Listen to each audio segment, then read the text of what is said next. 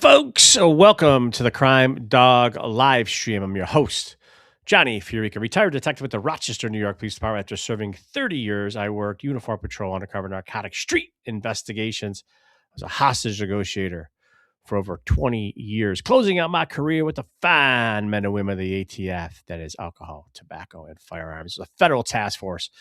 Our main focus was violence and gun trafficking throughout these great United States of America. Sitting next to me, you know who it is. He's a 22 plus year veteran of the Rochester Police Department, also a retired detective. He worked uniform patrol in the infamous, which means more than famous, Genesee section. He was an undercover cop. He was a SWAT team member. He was a homicide detective. His resume goes on and on. David Simpson, what's up, brother? Welcome to the stream. Happy Wednesday. What's going on? Happy Wednesday, my brother. Happy Wednesday. By the way, before we came out, were you yelling up to the kids that you love them for goodbye? Because Danny almost fell over in his chair. He's like, "Oh my god, I hope I don't Well, I heard my son yelling through the heating vent. I love you, Dad. I love that. Go on guy. to bed. It's hysterical, man. Oh, so make sure he heard me.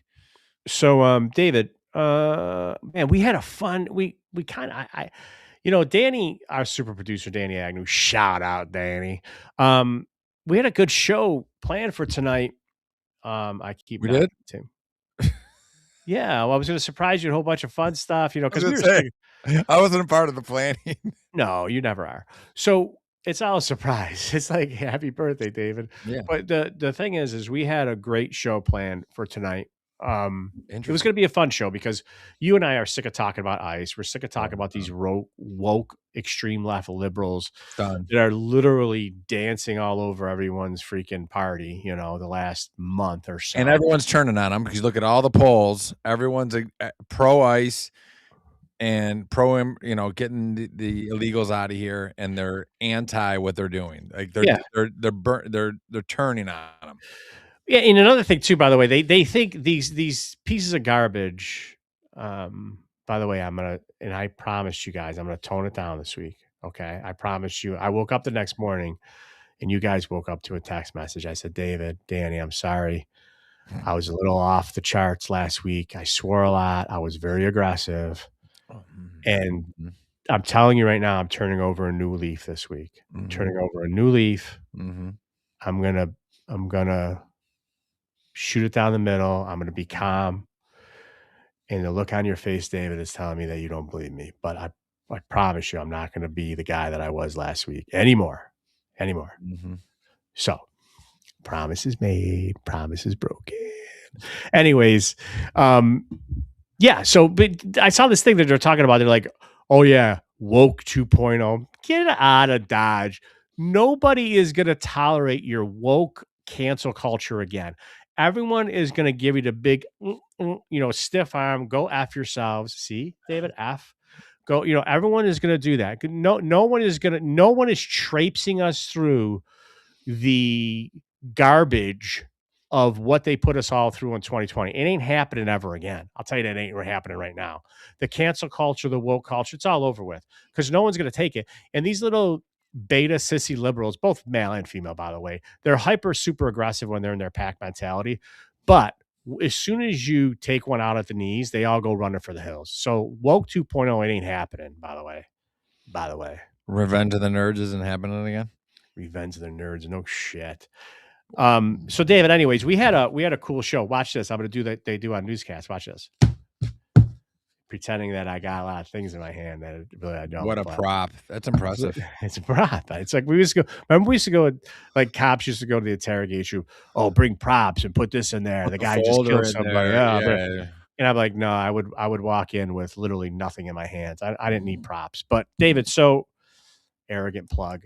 But humble brag. But we were going to talk about a whole bunch of shit tonight. I legitimately had a fun show planned for us. We had all these goofy videos that we were going to laugh about, kind of entertain the people that follow us. And then WXXI, the extreme liberal D-bags, which I'm not, let me just preface, I'm not calling Gino Finelli that because I don't mind Gino. But I don't know him, but he seems like he's an all right guy. He seems like he's a nice guy. But WXXI as a whole, as an enterprise, as an organization, as they say in Canadian hockey, they are the literally left wing arm of Rochester politics, the Democrats. So of course they dropped an article on the Rochester Police Department overtime this week, and we shifted gears. We shifted gears within 24 We hours. did. So We shifted. we shifted gears, and there was a little chatter on Twitter, even from some of the biggest supporters of our show, and not only that, but of police in general, who had some comments, and comments are always welcome.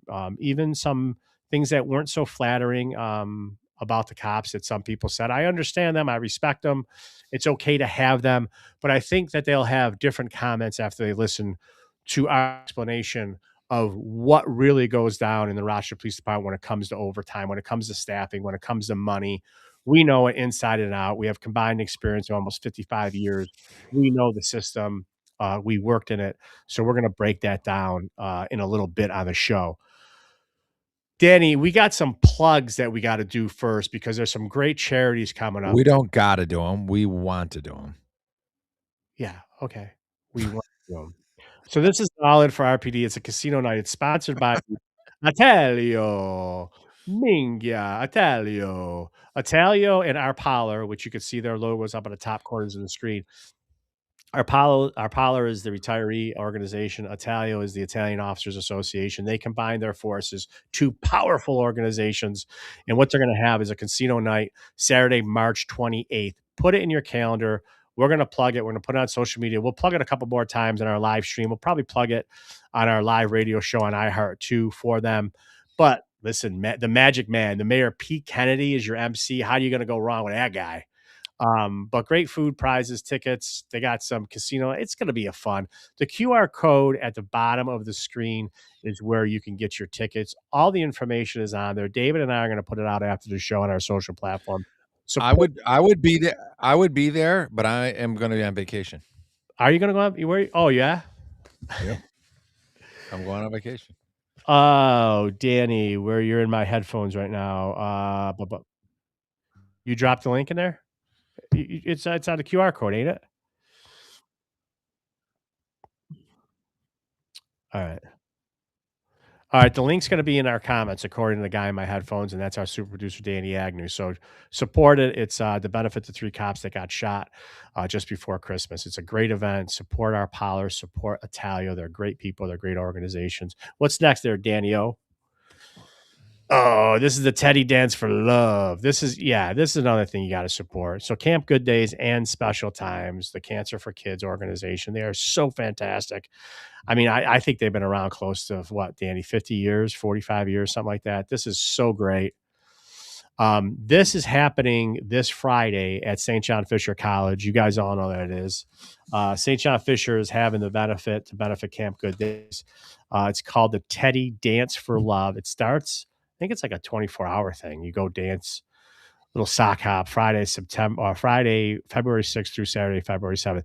Shout out to the honorary chair, ATF agent, former RAC, resident agent in charge, Mike Curran. Shout out to Mike. Mike is going to be what is he? Hang on a second. What is he? He's the honorary chairman. That's what he is. He's the honorary chair for the dance. Support Mike. He's a great guy. He's part of Project Tips, Project Exile. He's on the advisory board for Camp Good Days. So goes to Mike for getting that done for Camp Good Days. So those are our plugs for this evening, David.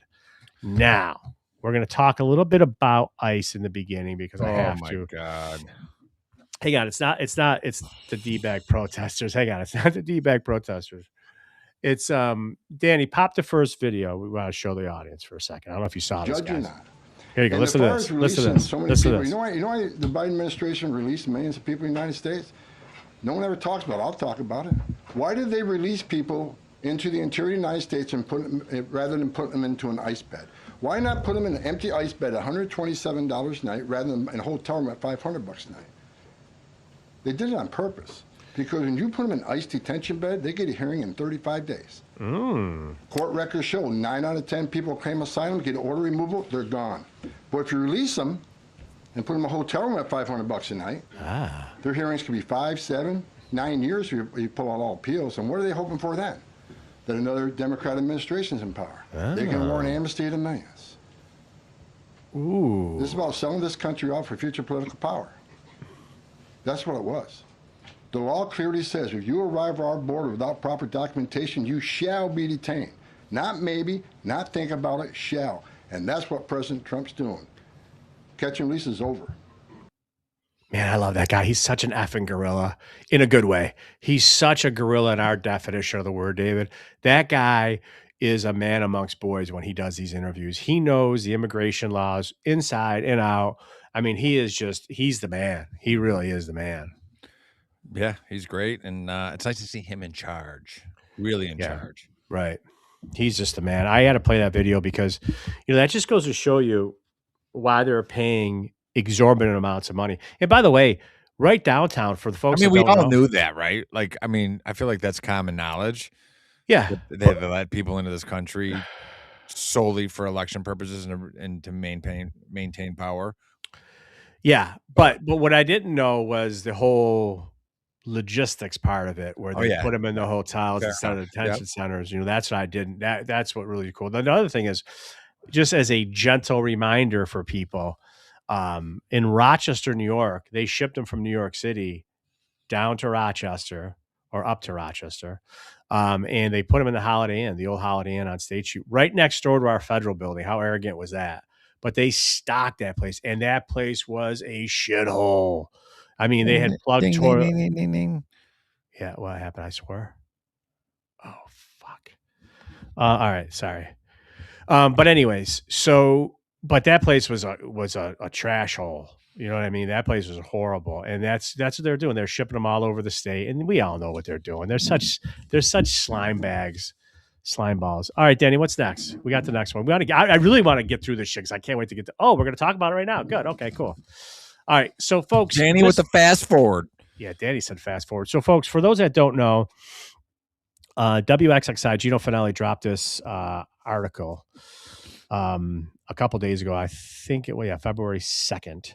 So he drops this article on February 2nd, and he's talking about the Rochester Police overtime. This is nothing new to anybody from Rochester. They drop this article every year on the RPD. It's a smear campaign. It's a smear campaign against the cops. It's totally. David, I should have listened to you because you're always right. I shouldn't have given our airtime, but I got to defend the guys and girls that work their asses off for the RPD. So we're going to walk right down Gino's article. So he says, never got to defend money, Johnny. Never got to defend money. No. But Rochester spent $15 million on police overtime last year as officers logged significantly more hours of staff to staff festivals, parades, and other special events. Okay, that's how he starts it. Blah, blah, blah, blah, blah. Staffing shortages, and this is the only kind of truth, right, began during the COVID-19 pandemic. Often are cited by the city administration as fueling overtime hours included sometimes mandatory overtime to fill the gaps of personnel, but the 2025 fiscal staffing shortages remain a consistent 24% of overtime hours, while special events rose by 14,389 man hours. It accounted the special events overtime for 33%. So 1/3 of the 15 million. So 5 million accounted for special events overtime. Folks, for those that don't know what special event overtime is, that's your Park Ave festivals, special events. It's your races, your runs, your marathons, your festivals, your parades, all that stuff. It falls under a department called special events. Special events are all those things that I just listed. They're usually not staffed 99.9% of the time with on-duty guys. They're staffed by guys working overtime for these events. Now, here's where I want everyone to understand something. I know the numbers, but I'm not going to say them. I'm just going to throw generic things out there. When the city gets tasked to do special events, well over 2/3. 2/3 is 66%, but I say well over 2/3.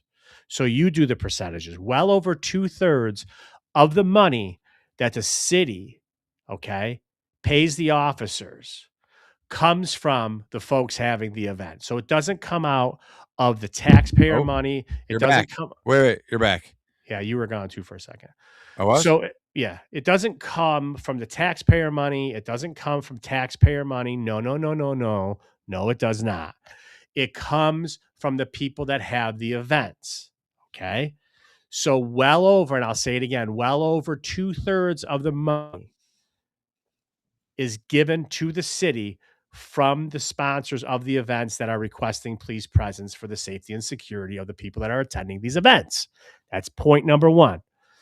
Point number two is when the city charges these organizations and these businesses for a cop to stand on a corner at these events, here's a fact, okay? And Gino didn't touch on this in his article. I'm just going to throw round numbers out just so it's easy to understand. They're way higher than this.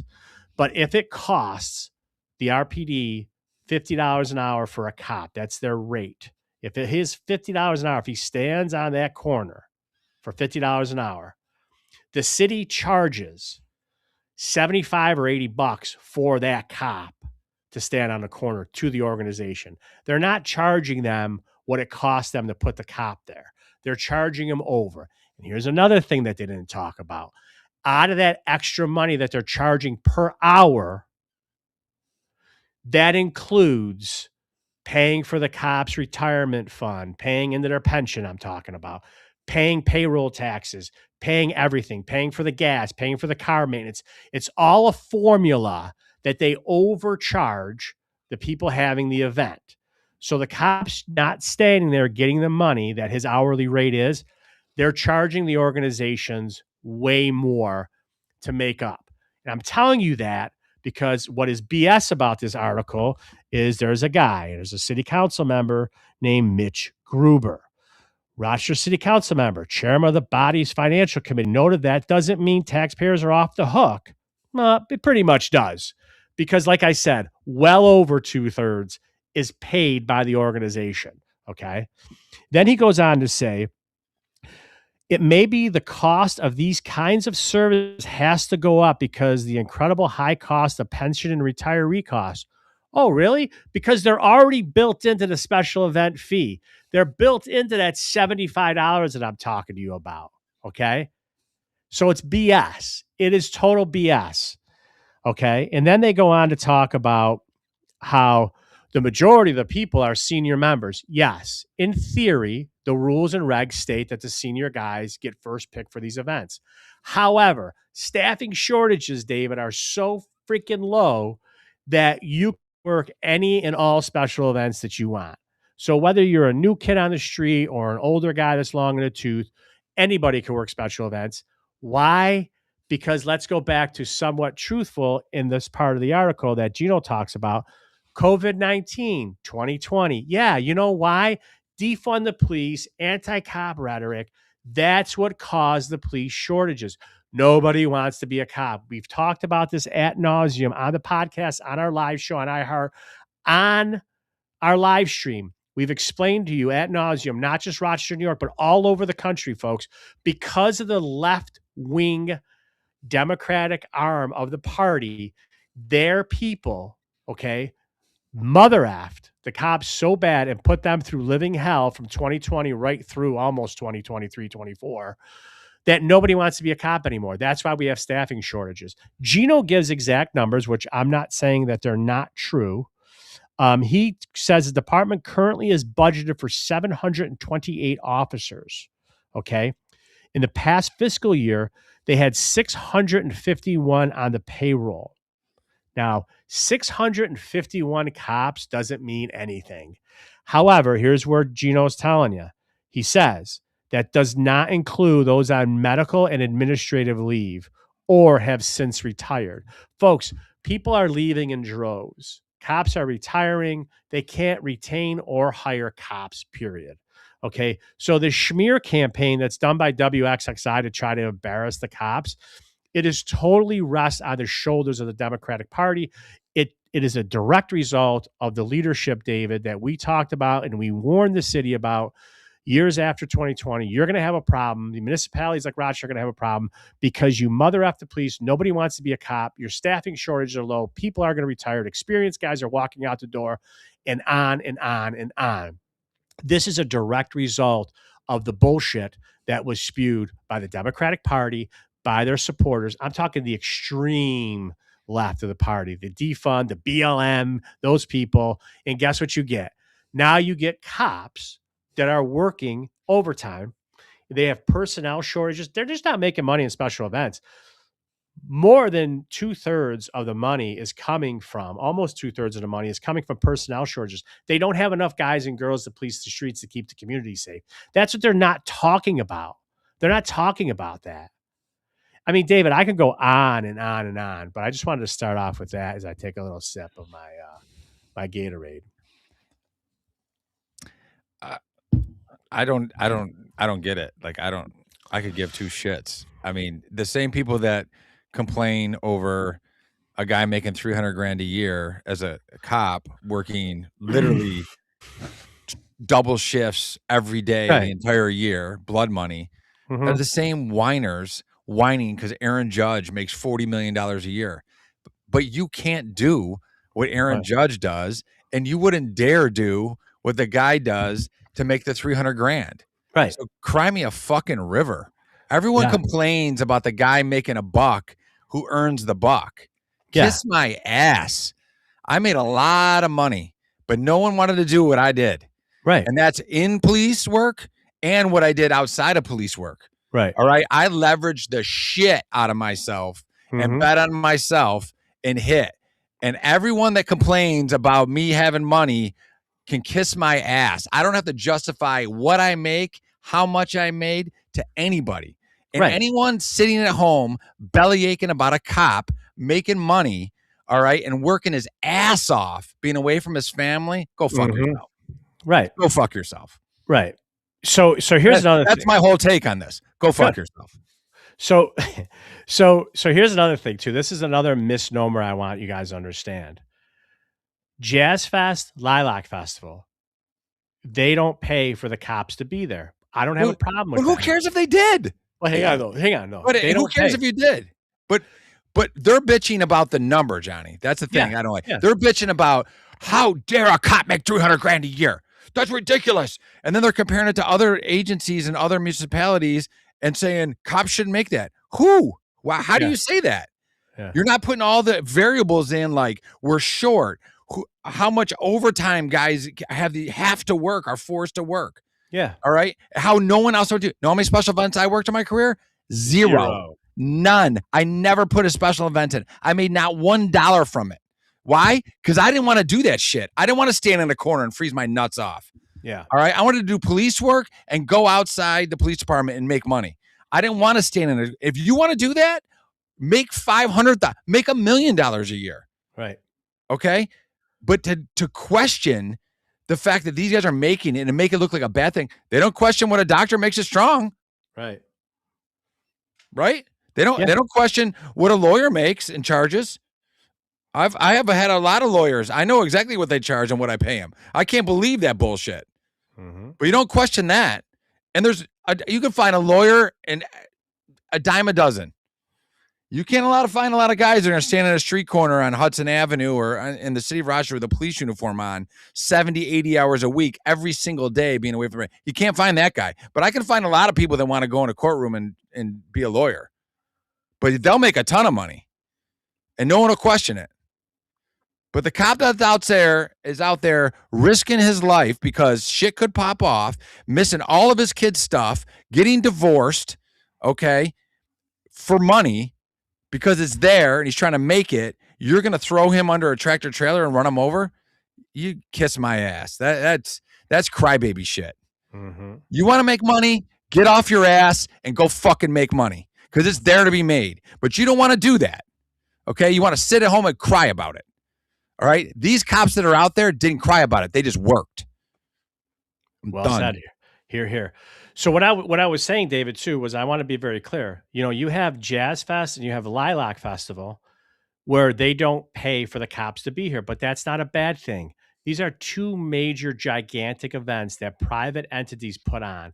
They put up their own money for these events. They're drawing people from all over the country, bringing business to Rochester. It's a positive thing. So I don't think that they should have to pay for the cops. I'll tell you why. Because when you're bringing that type of revenue to the city, like the Jazz Fest and Lilac Fest, you're bringing money into the city. That's what big cities do. You put money up so you can generate money for municipalities. That's the only thing I want to say. The other thing I want to say is people are bitching about, why is there a cop at Walmart? Why is there a cop at Wegmans? Because they pay for them. They pay for them to be there. They pay for a cop to be there. I'm going to tell you right now, they're smart about it. They're business people. If you did not have a cop at Walmart or Wegmans, okay, two big, powerful businesses, two big businesses in Rochester, that can afford it. If you do not pay for cops to be there on overtime, when the shit hits the fan, good luck getting a cop to that area for whatever you need it for, to Wegmans, to Walmart. They pay for those cops to be there on overtime. Wegmans pays for it. Walmart pays for it. I'll go another step further. I've said this on past episodes. Check the manifesto from that D-bag that shot up the tops in Buffalo. In his manifesto, he talked about driving past Rochester because he did a recon. One of his main targets was going to be the Walmart on Hudson Avenue in the city of Rochester. He chose not to shoot that place up because what was his target? He wanted to shoot as many minorities as he could. Hudson Avenue Walmart has a ton of minorities there. It's in the heart of the hood, right? It borders Irondequoit.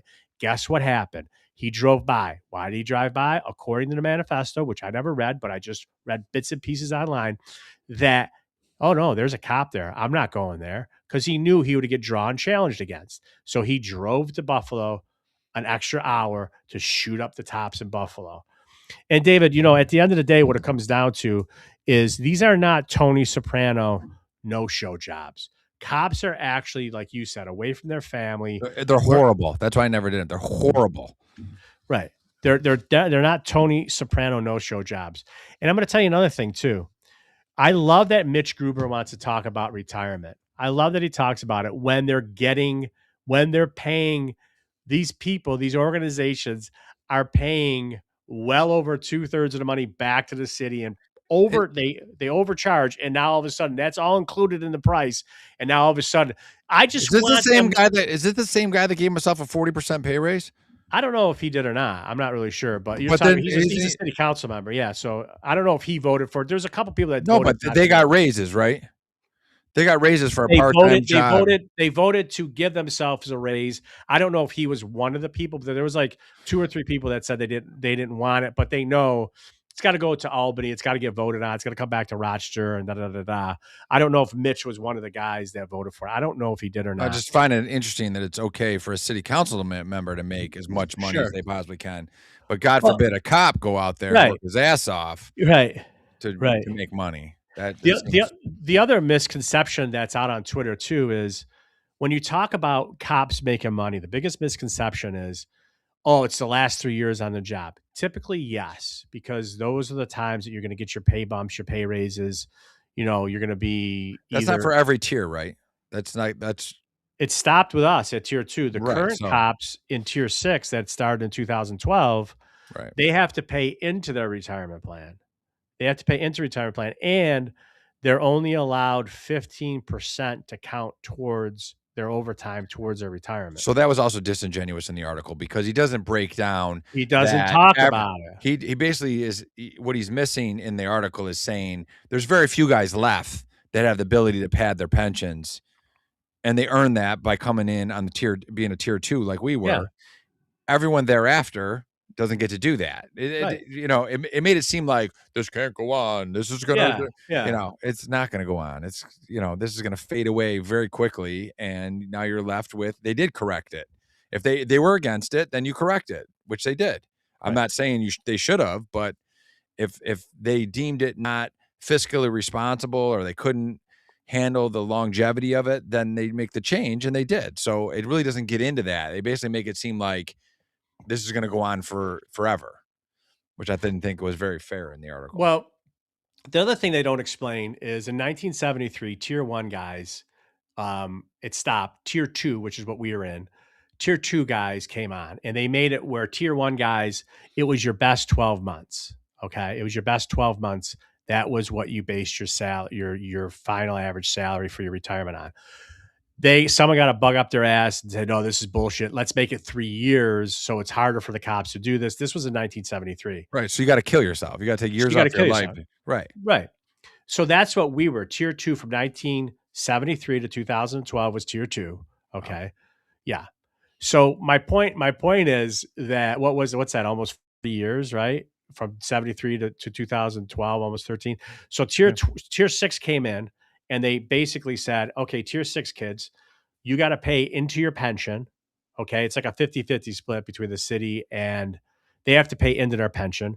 Then your overtime calculations, it could only be 15%. So if you made 100,000 in overtime, just for numbers sake, only 15,000 of that could be counted towards your pension. Whereas a tier 2 guy, all 100,000 counts if you didn't go over 20% from the year before. Another reason not to be a cop. That is ridiculous. Yeah. Yeah. They pay into it, and that's it. Now, this is what I tell the tier 2 kids. I said this before I got a job. If you're a tier 6 kid, if you're a tier 6 kid and you got to pay into your pension with all this overtime, 2 suggestions I had, David, and you and I both did it. When you make that extra money and it doesn't go into your pension, what you should be doing is taking that excess money that you're getting in your paycheck, reinvesting it yourself, or invest in property, invest in a business, invest in something that you should do. Okay. That's what I tell the tier 6 kids. But this is what I wish Gino would have got into in the article. Okay. Because there's two things I want. The Democrats started this war. Okay. The cops are just playing by the rules that they were told to play by. Okay. The blind governor, David Patterson, that goof, is the one who made tier 6 a reality for the Dems in 2012. So that's been 14 years the RPD had of hiring people. Okay. But they're not, because they can't get anybody since 2020. Nobody wants to be an effing cop anymore. So they shot themselves in the foot. So now you have this plethora of overtime that the cops are working. They're making their money. They're making their money and doing what they can. Okay. Now I've heard people on Twitter going, and there's some people on Twitter going, oh, well, let's Google the top pays of whatever, of all these cops all over the country. Let's check out what those pays are.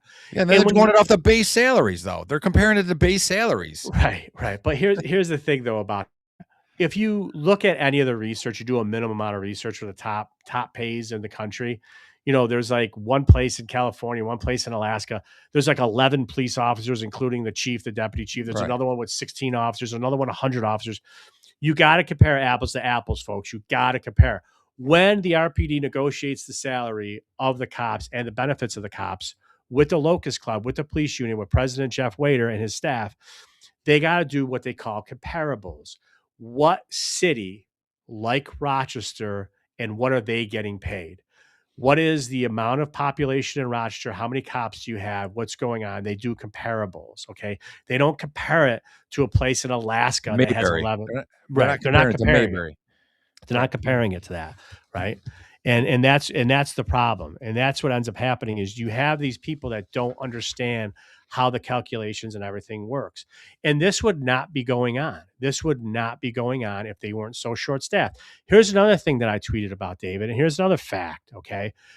The extreme left, the Democrats, they just mother F the cops for so many years. They literally forced the RPD to have a hiring practice. They're trying their balls off. Justin Collins and his people and his staff and the RPD are trying to recruit all over the country. They're trying to now take lateral police officers. Nobody wants to work in the city because of the way the officers are treated by the politicians, not so much by the RPD leadership, but by the politicians in Rochester. That being said, they're down. Let's just do simple numbers.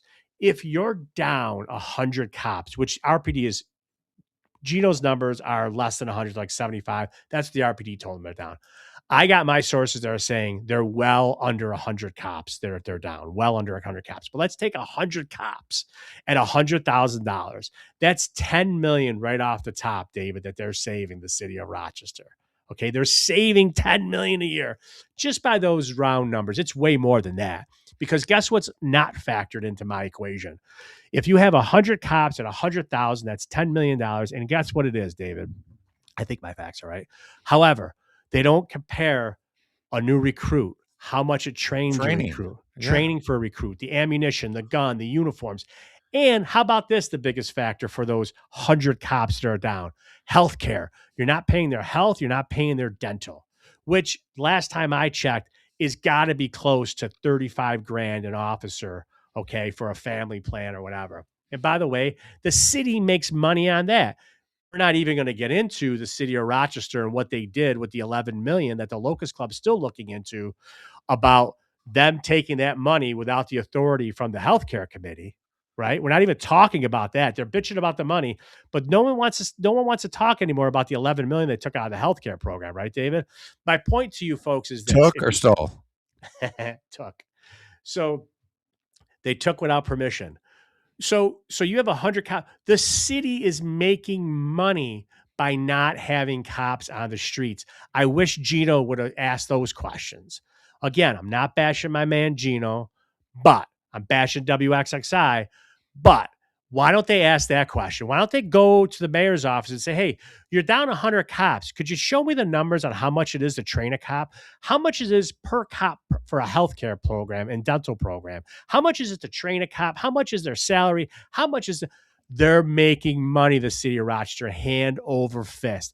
That's what the article does not address. And people don't understand. They're like, oh, 100? That's not 100 cops.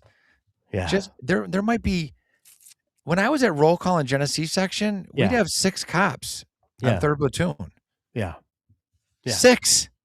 You're talking 100. Yeah. I mean, you're talking. That's an astronomical amount of bodies that you do not have, that you have to fill those slots. That's like you'll never get that back. Never. In my lifetime, they'll never get that back. That 100 will never come back. Never. There's no way you could do it. They can't. Never. You could, barring paying people $1 million bonus to sign, there's no way you could get 100 cops above. You're not. That number's gone. They'll be down till I'm dead. Sayonara. Yep. Sayonara. You're not getting those cops. You're not getting them back. But this is what I wish the article would have addressed. The 2020 anti-cop defund the police, which they kind of touched on it with the COVID bullshit. But I wish they would have focused on that. I wish they would have said, hey, geez, maybe they will now, David, that we're talking about it. You know, maybe they will talk about it. But here's the one thing, and I'm not going to get emotional right now. I'm not going to get angry. But people that are on Twitter, even people that support the police and say, oh my God, cops make that much money. I want to touch a little bit, David, on what you talked about. Okay. I want to talk about what you mentioned. Okay.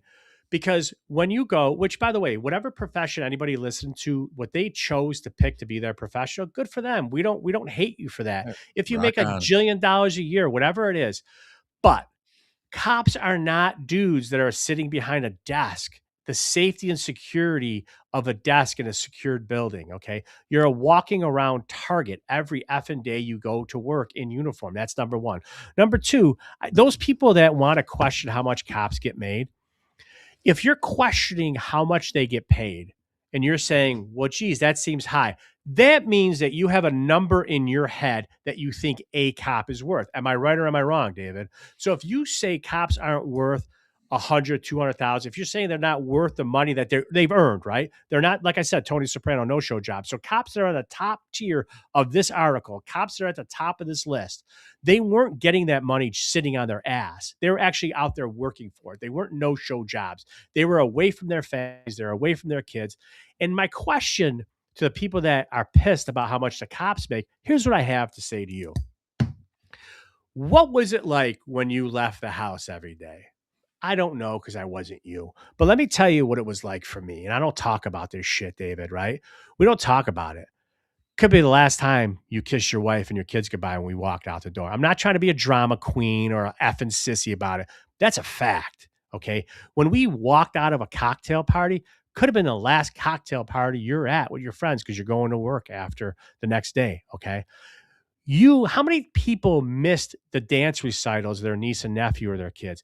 How many hockey games, how many football games did you miss? I'm guessing 0. If you missed football games and hockey games, people that are critiquing Christmas salaries, or New Year's or birthdays or Easters or I'm guessing if you miss those events that we're talking about, whether it's your kids' events or holiday with your family, I'm guessing it's because you didn't want to go.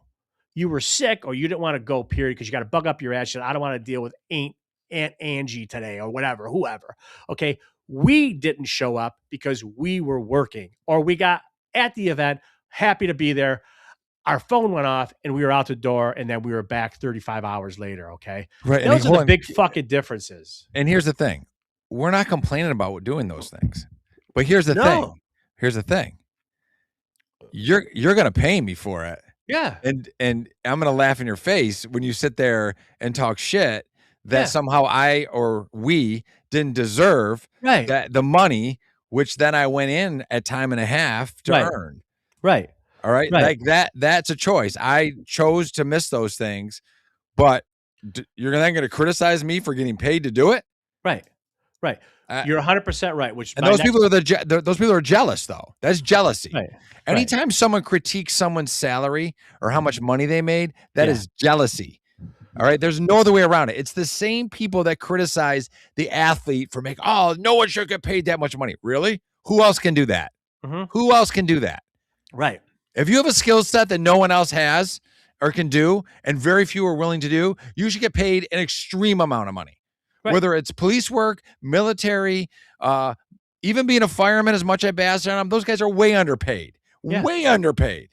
Okay. So if you're gonna bash people for having a skill set that very few people have and that are the elite in what they do, and you're gonna bash them, that's jealousy. Doesn't matter if you're an athlete or you're a first responder or or in the military.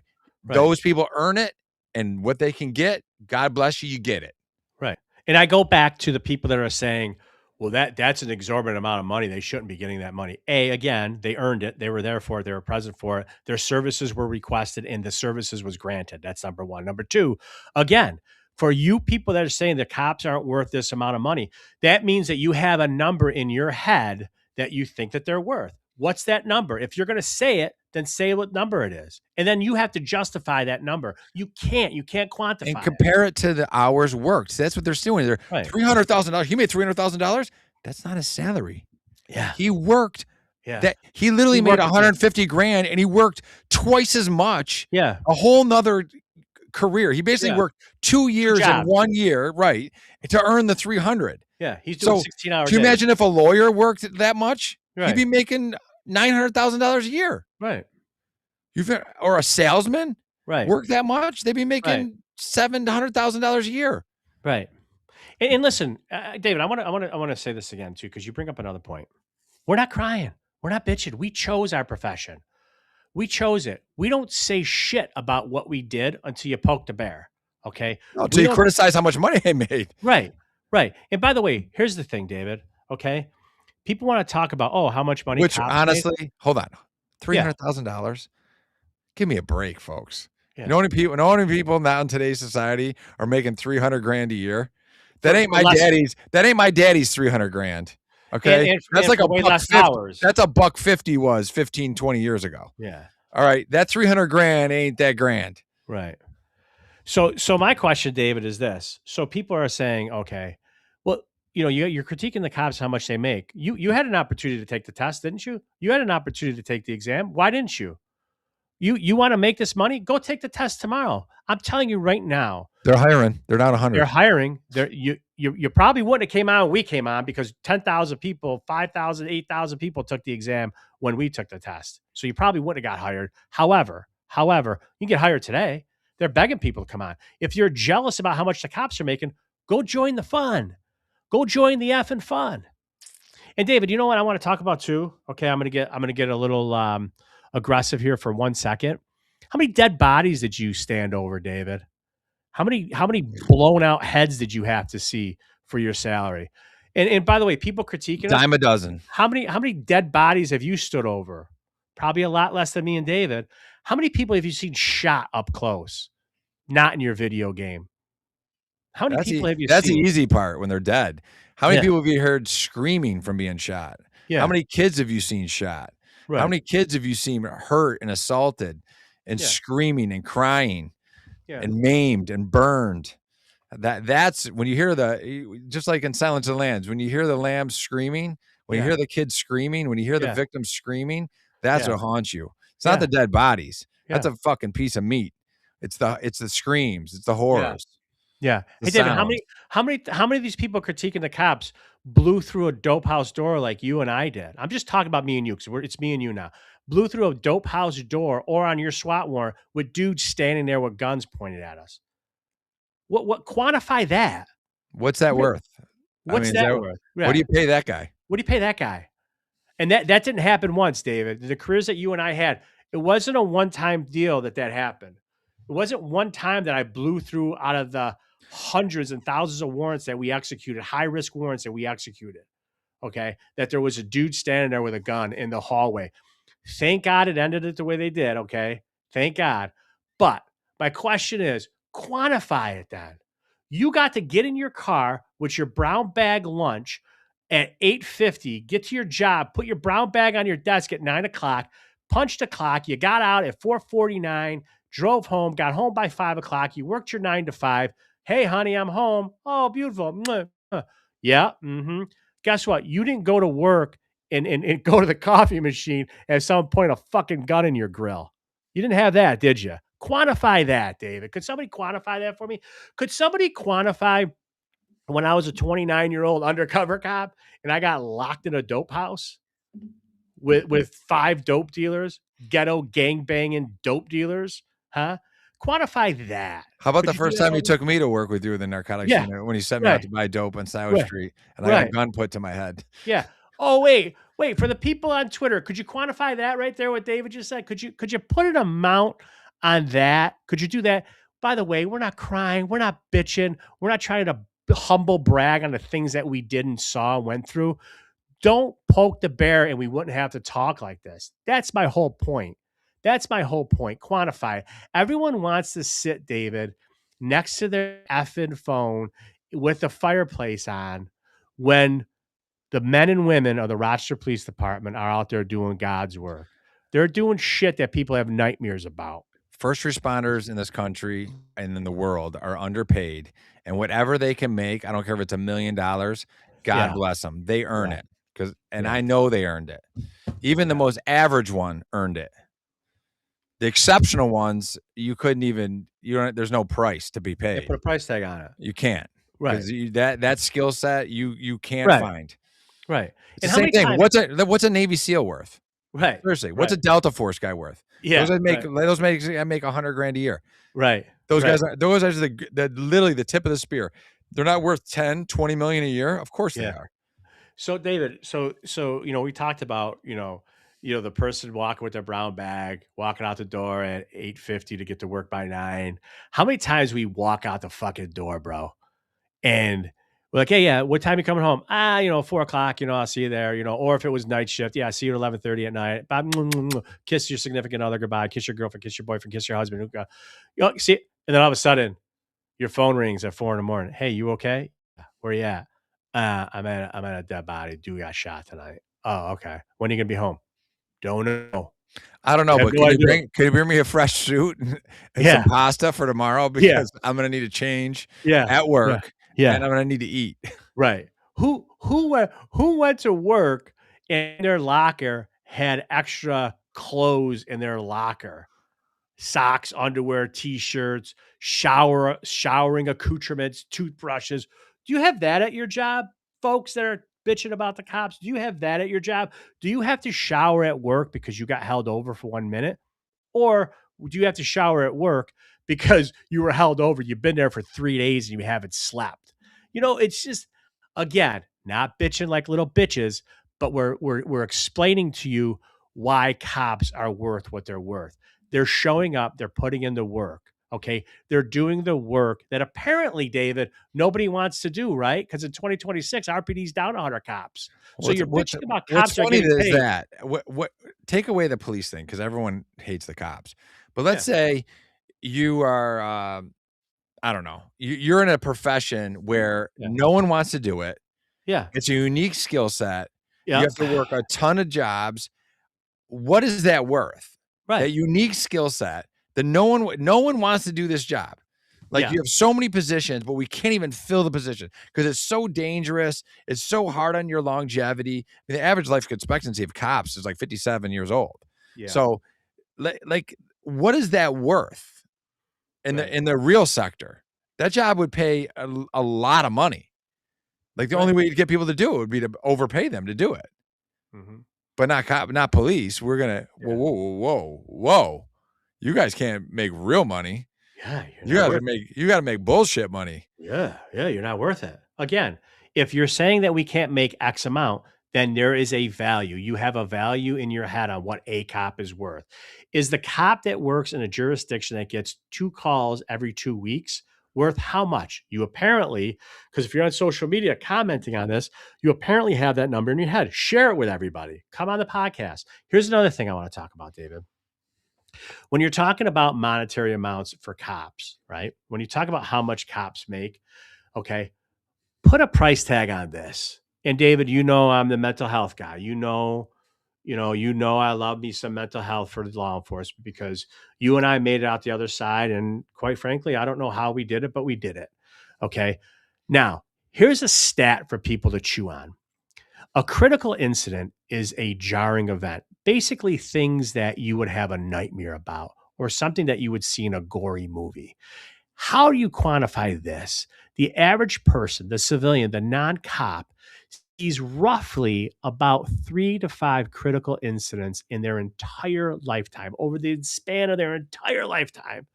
Cops see approximately 200 to 300. Again, we're not crying. We signed up for this. But don't bitch at my brothers and sisters for making money when they literally are seeing almost 100 times more critical incidents in their lifetime, their psyche, their mental health, what they go through than you do when you're sitting on your couch playing Tetris and Candy Crush and he's out there chasing a dude in the backyard. Put a price tag on the mental health. And your life expectancy when you leave the job is 18 to 20 years younger than the national average. Right. So you're giving up 20 years of your life for that. Right. Right. I mean, according to the national average, I got 5 years to live. You're done. Done. Dead man walking. But fork at him. You're all done, Dave. Here's another thing. You know what's so funny? You go to your job and you sit at your desk. That's just my hypothetical scenario for today. With your brown bag, you punch in, you go to lunch at 10:03. You come back at 11:03, whatever your effing lunch break is, okay? Here's what is interesting to us. David, remember those calls that we used to go to and we used to go and say, hey, you know what? Yeah, honey, don't worry about it. 5-year-old lost her teddy bear, lost her mom. It's okay, honey. It's okay. Don't worry. We're going to find your mommy. Don't worry about it. You get her a teddy bear out of the trunk of your car, or you buy her a candy bar. You get her something to drink. You console her, right? That's part of the job, right? And then 4 minutes later, the next call, you're chasing a guy with a gun through a backyard and you're fighting for your life with a dude that wants to shoot you dead.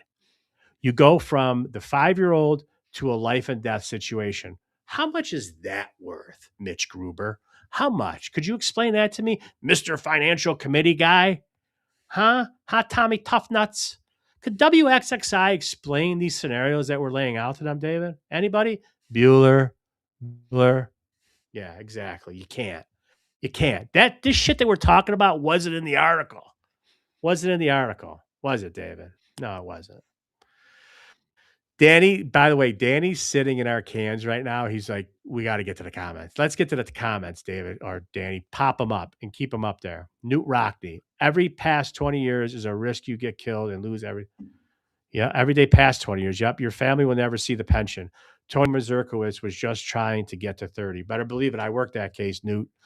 Yep, that was a case that we talked about. Danny, hold the comments. That was a case we talked about. This is a legitimate story. Grilling in the backyard, had steaks on the grill. Wifey had big steak, shrimp. We had a glass of wine. We were ready to go. A couple guys were working a big investigation. This was towards the end of my career.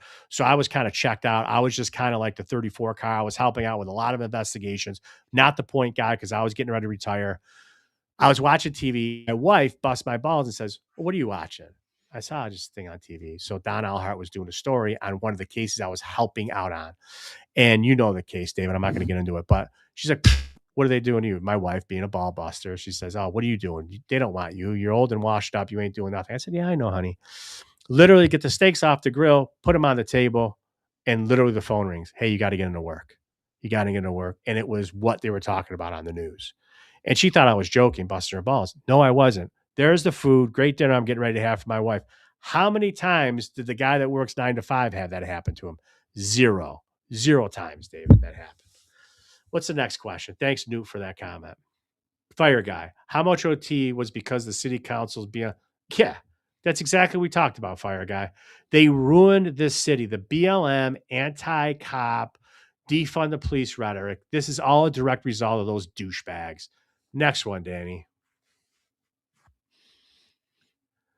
Fugazi. Holy cow. Dave had a few good men Nicholson moment. Under the blanket of security. Yeah, 100%. 100%.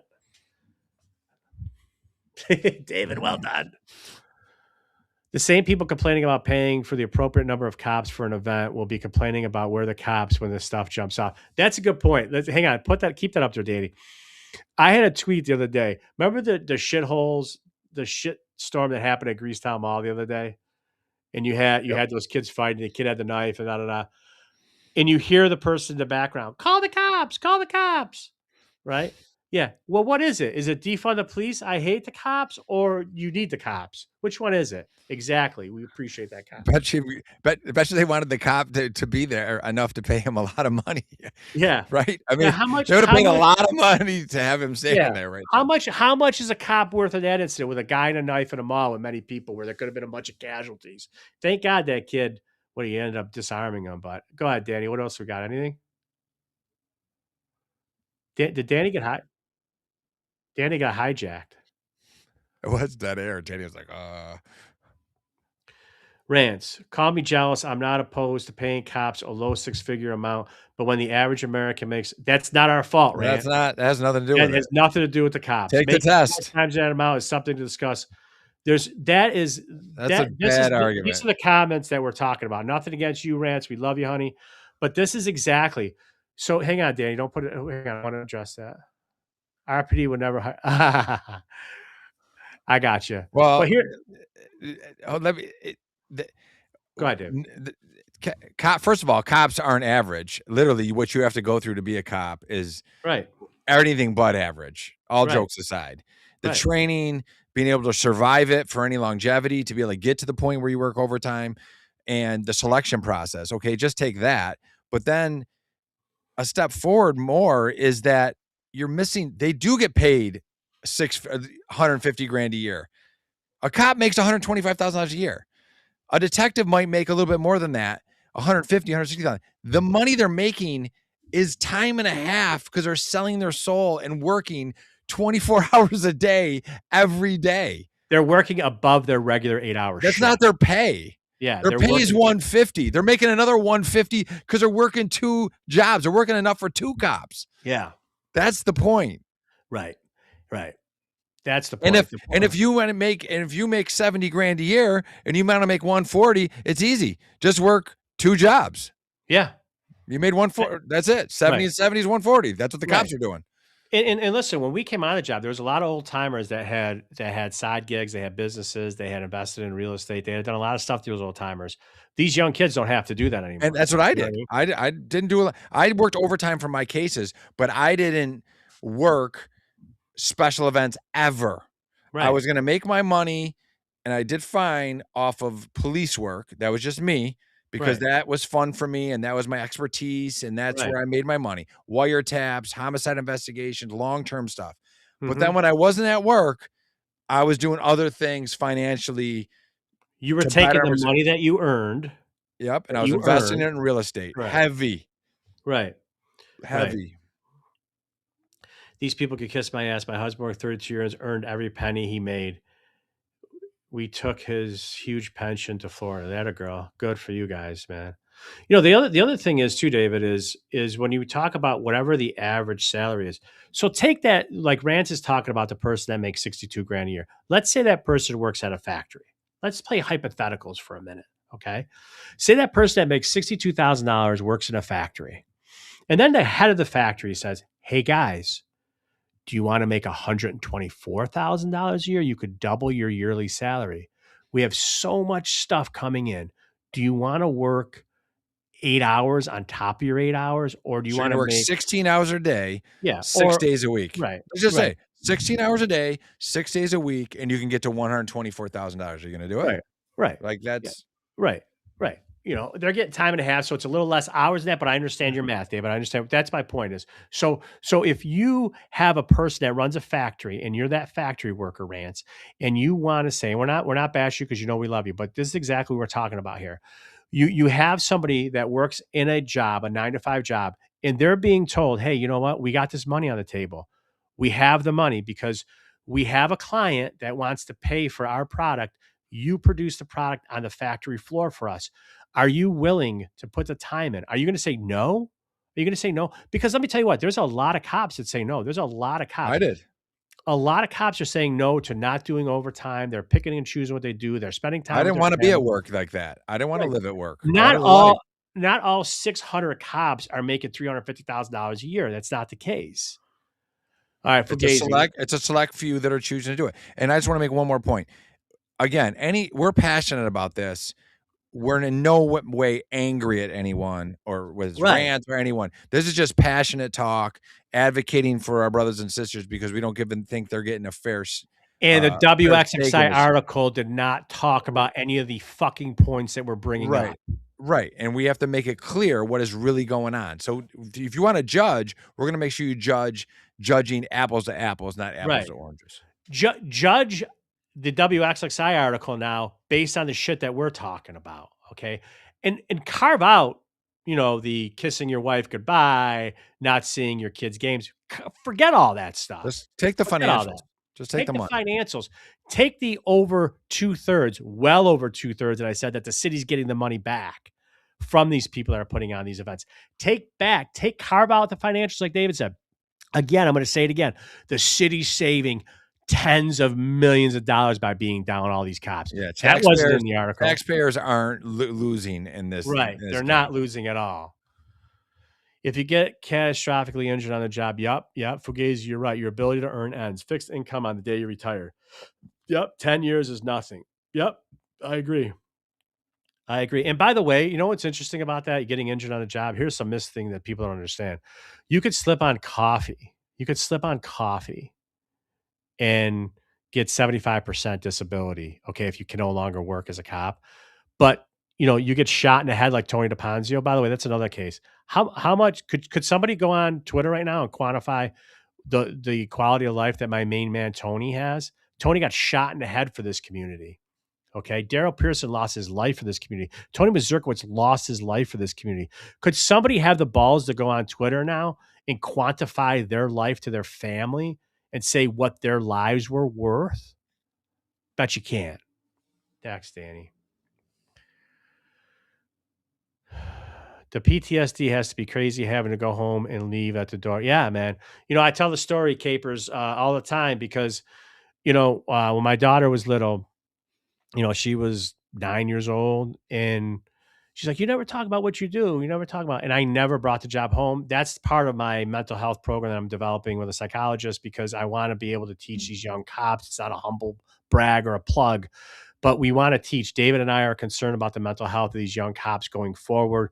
We want to teach them, what they can and can't do and what's going to help them to live a very fruitful life after the job, or even more importantly, during the job. It's true. It's very hard for some cops to leave it at the door. No one's talking in the WXXI article about the PTSD, about the mental health, the things that we talked about, the 300 to 500, or 200 to 300 catastrophic critical incidents that cops witness over the course of their careers. No one's talking about that. Anything else, Danny?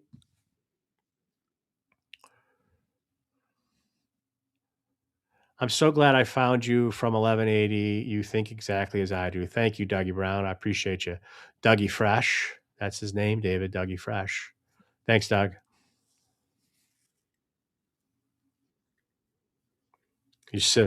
Danny's sifting through the comments right now. It's funny. I don't read any of the comments, so I just rely on Dan. Final point, you could have a real job. That's our main man, County Listen, 70. I was back in the fireman today. Don't give me any shit, Fart County 61. I tell that story all the time, Dave. Remember when we used to get gas on Goodman Street at the firehouse? And thank you, Rance. We appreciate you, honey. But the firehouse, we used to get gas over on North Goodman Street at the firehouse.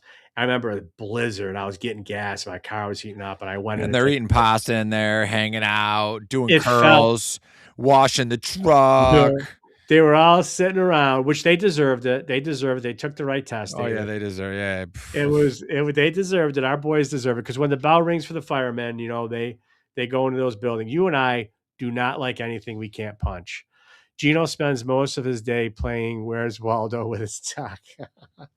Newt's a ball buster. I follow Newt on the twits. But anyways, Rance, by the way, I want to talk about Rance too, man. She's a follower of ours. We're not bashing her specifically. I said that. I know. I just want to reiterate, because what we do here is we spit the truth, Dave. We go down the middle. And by the way, there's nobody that wants to hear our opinions. Nobody in the mass media in Rochester wants to hear our opinions because we tell the truth. We did it. We lived it. We share it. We tell it all the time. And by the way, what platform does it live, unscripted, and then takes comments? Yeah. I don't see any of them doing that. You know what I'm saying? I know what you're saying. Yeah, there you go. Fireman talking about missing his kid's birth because he's doing CPR on another kid. See, that's the shit that first responders miss, firefighters miss. Quantify that, David. Quantify that. I'm a big fan of the firemen. I am too. I love the firemen's. Keith, the cop from Opie and Anthony, was a New York City cop. He talked about how they were sent to ranch or farm for mental health. Yeah. So, to answer your question. Rubber Gun Squad. Well, so some of the mental health that cops go through, it's not talked about. The union doesn't talk about it. One day a dude's sitting next to you, the next day he disappears. Nobody ever talks about those cops that do go away for mental health stuff. But hold on. You gotta, at least when I was, listen, I've had guns put to my head. I've been involved in police officer shootings. Yeah. I've been shot at. Name it. And I never once had anyone ask me if I needed to. No, not one thing. Yeah. It's a different generation. Nothing was like, hey, kid, you all right? Nothing. Yeah. It was like, hey, do you want to go to Richmond's? Dust it off. Or, hey, do you want to go get a beer? And I'll see you tomorrow at your shift the next day. Yeah. I mean, the day I got robbed with you, I went out and bought dope 2 hours later on South Avenue because I wanted to, right? Like, then we went there was no going to counseling. It was like, don't be a pussy. Shake it off, kid. You want to be a cop or don't you want to be a cop? Eat the gun and go buy dope. That's what it was told to me. Like there was no go talk to somebody. And do you think I was ever going to tell someone like when I was trying to get up to that squad, like, oh, I need a break. Yeah. I need a timeout. There's no fucking timeout. You just get out there and you do it. Like, and Dave, and that, that's actually what you touched upon is what's part of the lesson plan that I'm developing, because, our generation was like Chris Rock said, throw some Robitussin on it, throw some dirt on it, rub it off. And I think, you were a strong-minded guy. You had drive, motivation, you had an athletic background, you had the mental fortitude to push through something like that. But there's some guys that can't. There's some guys that don't have that fortitude to push through. Follow-up. This was mandatory in New York City to go to farm in New York City with their family. It was vacation with therapy. Oh, that's pretty cool. I didn't know that. No, we don't have anything like that. To answer your question, Spicy Mustard, we don't have anything like that. The RPD does. So I'll explain it in a nutshell. You can go to the bar with your friends. So if you're involved in a critical incident or an incident where you got PTSD, what ends up happening is they take care of you that night. They let you talk to a psychologist or a psychiatrist that night. They get your barometer, where your head's at. They want to see you the very next day, 24 hours later.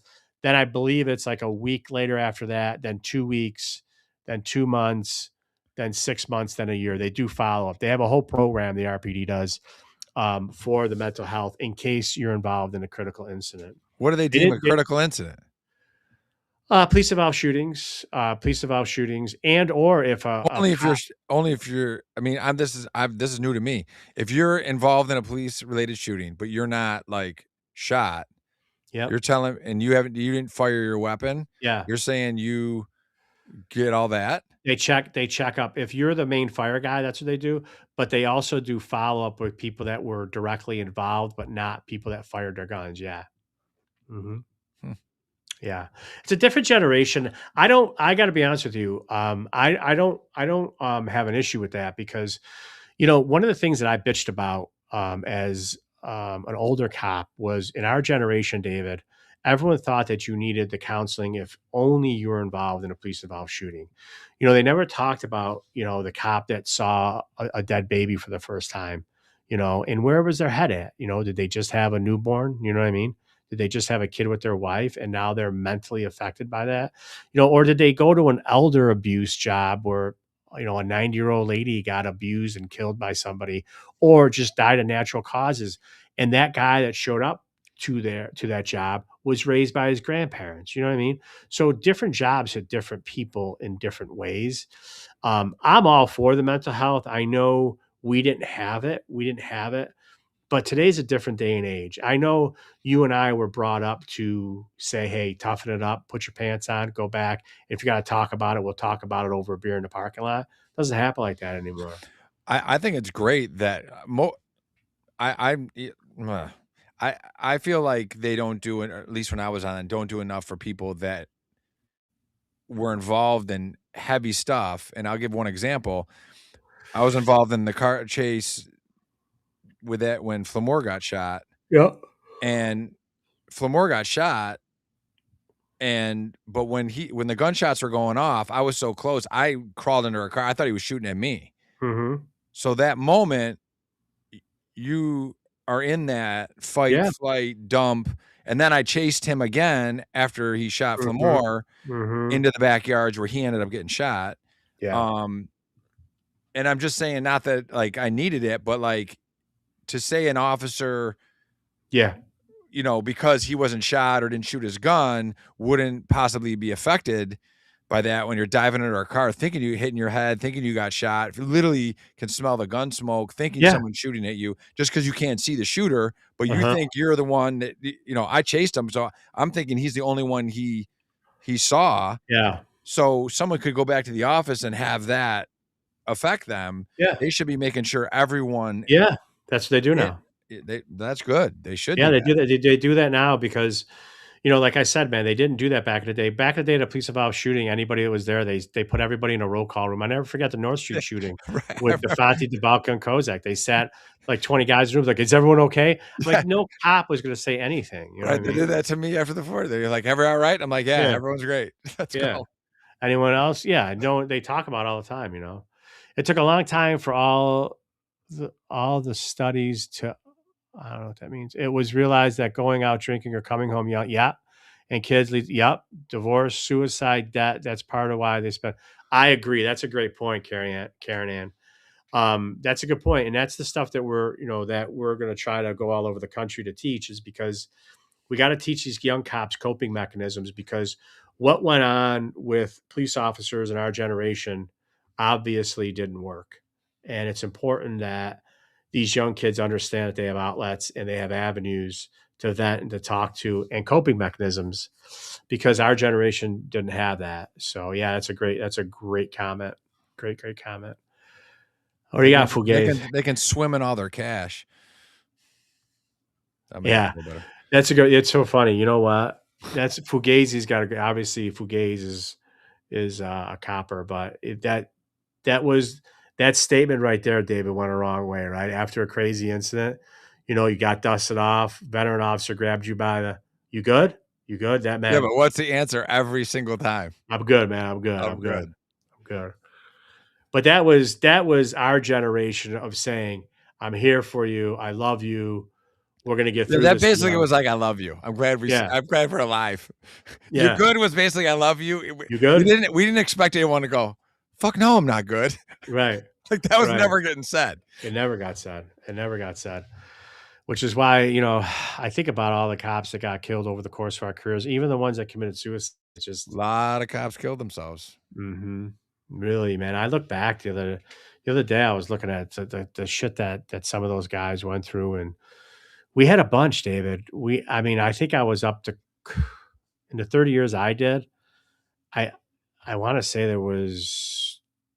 I think I counted like 10 or 12 or something like that. Oh, I think I was at 10. I think you're higher than that. Yeah, there's a lot of Kelly Potent disappeared, and the night she was found 2 years later.